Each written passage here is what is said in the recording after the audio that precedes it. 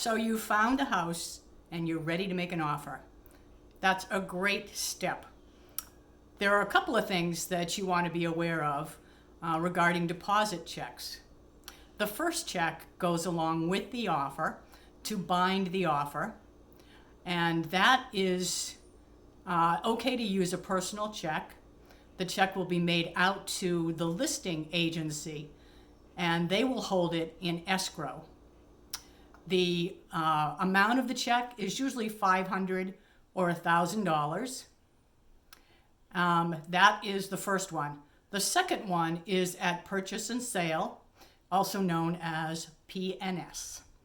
And that one is a more substantial amount of money, perhaps a percentage, maybe $5,000 or $10,000. This is called earnest money. And it's important to convey that you're in a position to the seller to go forward with this purchase.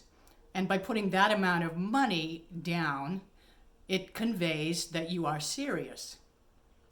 So that also should be made out to the listing agency, but that one needs to be a bank check or a money order.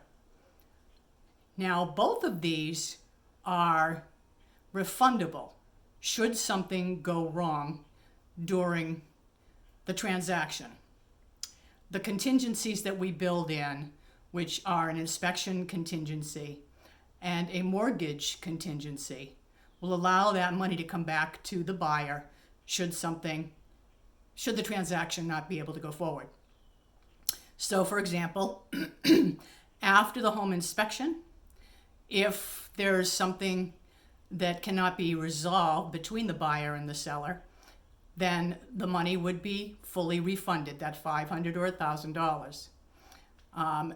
At purchase and sale, you're more clear and sure that the transaction is going to go forward, but you are still protected by mortgage contingency.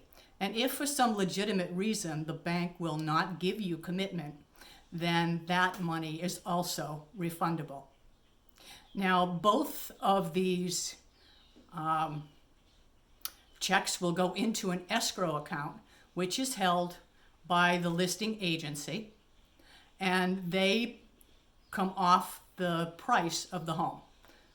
So it's my job as a realtor to be aware of those contingency dates and to make sure that the transaction flows the way that it should.